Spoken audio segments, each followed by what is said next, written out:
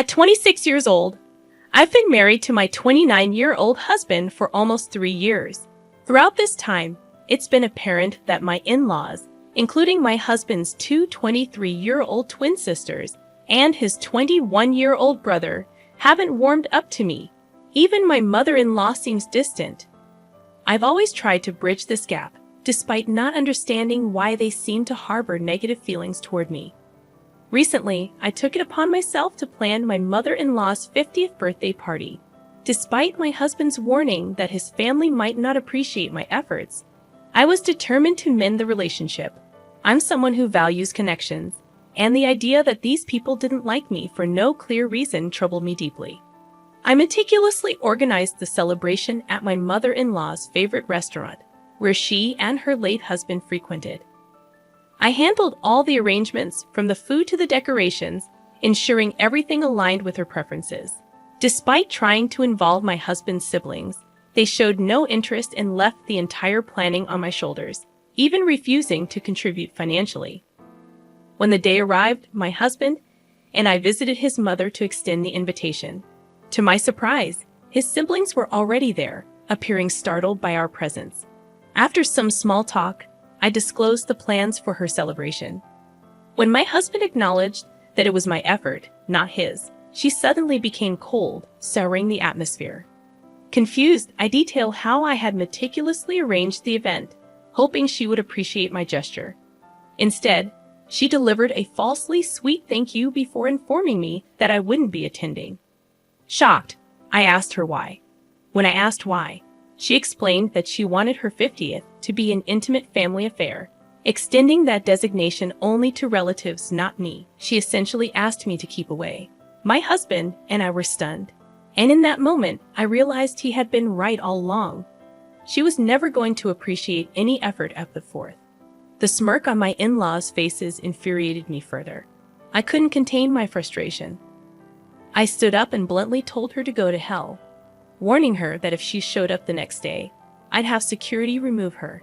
That wiped the smugness off their faces. She accused me of being cold and cruel, but I just laughed in response. I was fed up and made it clear that my decision was final. Her attempts to make me feel guilty by crying fell on deaf ears. I was too enraged to care. On the drive home, I tried to cancel the reservation, but it was too late. My husband seemed uncomfortable, choosing not to comment much except for saying I did the right thing before stepping out for a smoke. He's never been one to delve into family conflicts, and I appreciated him not making me feel worse about ignoring his advice.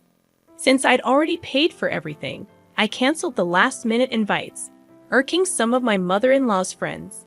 Instead, I called upon my own friends to salvage the situation and make the evening enjoyable. My husband and I invited some of his friends too, deciding to turn the occasion into our own celebration.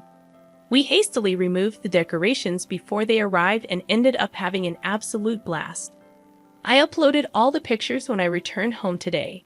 My sister-in-law texted me, upset that I repurposed the venue for my own use after canceling my mother-in-law's birthday party. She accused me of selfishness, highlighting how much the place meant to my mother-in-law.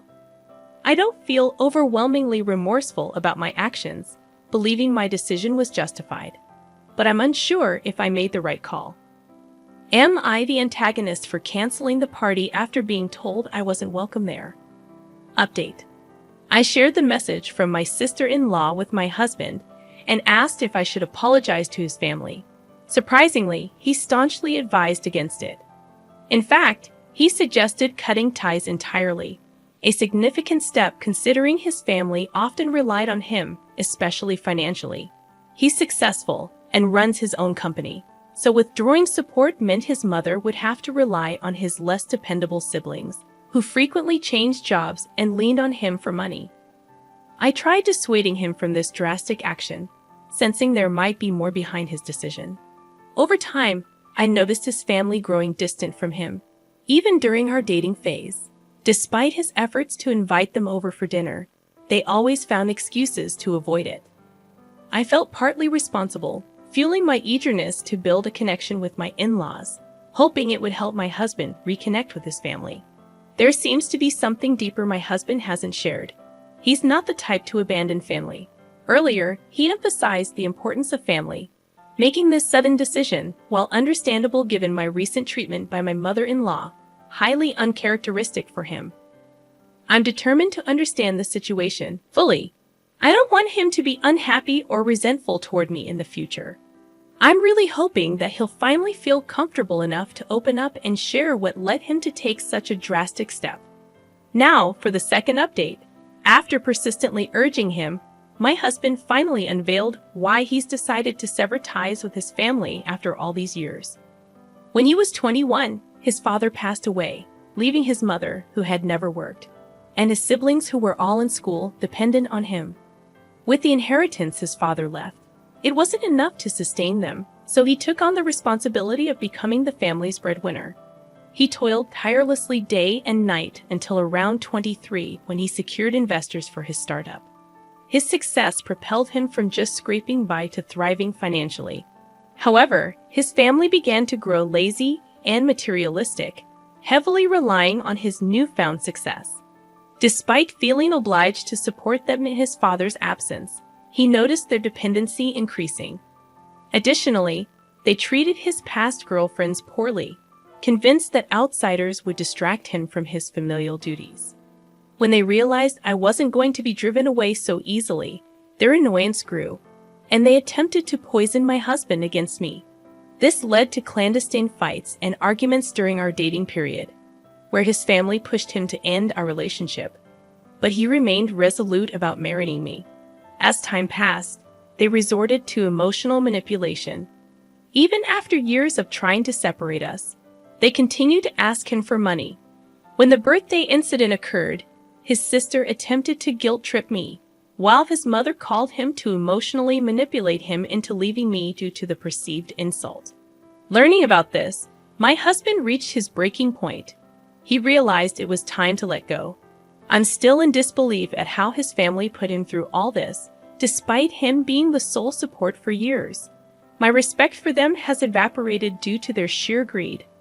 I'm grateful I stood by my husband despite their efforts to break us apart and exploit him for money. I couldn't care less about his financial status. My love for him stems from who he is, not his bank balance. Knowing the entire story now, I'm astounded he endured this and kept it hidden from me for so long, trying to shield my feelings. I had hoped for a positive connection with my in-laws, but he understood it was an unrealistic expectation. I believe he's making the right call now. His family deserves to be cut off for their incredible selfishness, greed, and lack of respect for the man who supported them against all odds.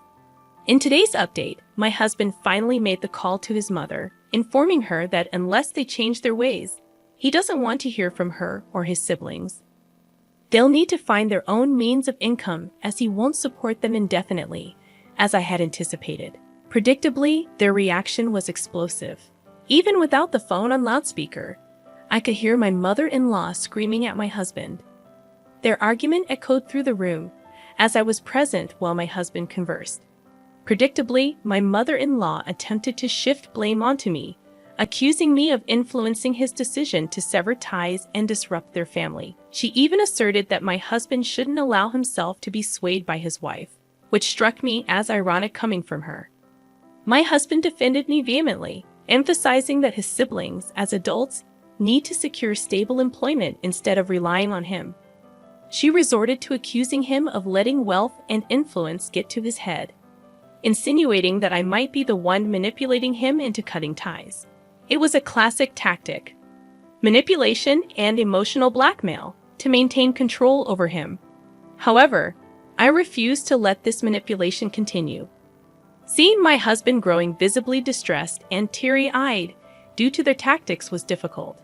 As things intensified, I realized the depth of what she and her other children had been doing. I couldn't stand seeing my husband so distraught. I chose to step in and address the situation. I firmly informed my mother-in-law that my husband had made his decision.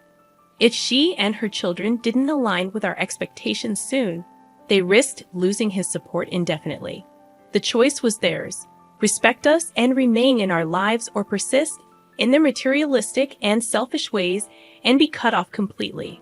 After asserting this, I hung up, muted notifications on my husband's phone to grant him a break from their messages, and allowed him time to calm down. We put our phones aside to watch a movie and distract ourselves. In the next update, after enduring harassment, my mother-in-law turned her attention to me. Following the movie, my husband resumed some pending work, and as I checked my phone, I found numerous missed calls and offensive texts from my in-laws. I anticipated this behavior and documented their messages without engaging. While handling work emails, my mother-in-law called again. Accidentally answering, she proceeded to hurl insults at me, making baseless accusations about my character and intentions towards my husband.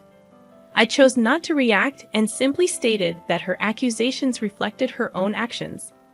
I expressed satisfaction that my husband was finally liberating himself from freeloaders like them. Subsequently, I blocked my mother-in-law and his siblings on all possible platforms to halt their harassment. It's disheartening how low some people stoop to evade responsibility. I refrained from telling my husband about his mother's call to avoid causing him further stress, but I'm prepared to involve him if their harassment continues. They have no right to disturb our peace. Nearly 2 weeks later, my mother-in-law, accompanied by her children, arrived at our doorstep demanding an explanation for our actions. Despite protests that I wasn't family and shouldn't be present, I stood my ground, reminding them they were intruding under our roof and had no authority to dictate my presence. I was caught in a difficult situation when my husband's family showed up, bombarding him with accusations and insults. Seeing my husband's distress, I stepped in. Knowing his gentle nature, I knew he wouldn't defend himself against their manipulative claims. I urged him to compose himself while I confronted his family. They launched into a tirade, accusing my husband of abandoning them for my sake and claiming he was neglecting his familial duties just to please his wife. Their words were a storm of accusation and disrespect. I couldn't stand by as they berated my husband, accusing me of being a gold digger and him of being selfish. My patience snapped. I lashed out, calling them out for being lazy and incapable, surviving on my husband's generosity while offering nothing in return. They were stunned into silence, unable to counter my accusations. Taking advantage of their momentary shock, I demanded they leave before I involved the authorities for trespassing. They departed, but my mother-in-law persisted, emotionally manipulating my husband by implying his deceased father would be disappointed in his actions. Witnessing his emotional breakdown after they left, I spent hours consoling him, feeling regret for ever attempting to mend our relationship with them. After their departure, I ensured they had no way to contact us and suggested we seek legal advice, knowing they might continue their harassment. Sadly, my prediction was accurate. Within days, my mother-in-law sent a legal notice, falsely claiming my husband had embezzled funds from the family estate to start his business. This false allegation tarnished his reputation and affected his company. However, we fought back. It took nearly 2 weeks, but we disproved their lies. They were found guilty of defamation, resulting in a hefty fine against them. The rest of the family distanced themselves from their deceitful actions, and my in-laws, previously reliant on my husband's support, now scrambled to find jobs to sustain themselves. This episode, while challenging, allowed us to break free from their toxic grip. My husband and I are happier without their influence, and I'm determined to keep it that way. We're moving forward, leaving their drama behind.